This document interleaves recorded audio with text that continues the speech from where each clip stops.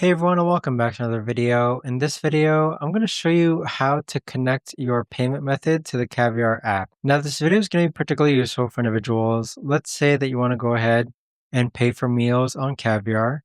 How do you actually go ahead and connect your payment method? Now this video is going to be short, sweet, and simple, guys. There's not going to be a lot of steps involved.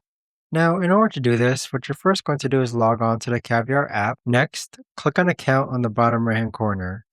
Afterwards, click on Payment. Then on this page, you can connect either PayPal, credit, Apple Pay, or Venmo. And so with it, let's say that we want to connect through a credit card. So click on credit card, then enter your card number, expiration date, country, and zip code, and then save. But that right there, guys, is the best and easiest way that I know of to actually go ahead and connect the payment method to the Caviar app. If you guys know of a better or easier way to actually do this, let me know in the comments down below. I would love to know. Thanks so much for watching everyone, and I'll see you guys all in the next video.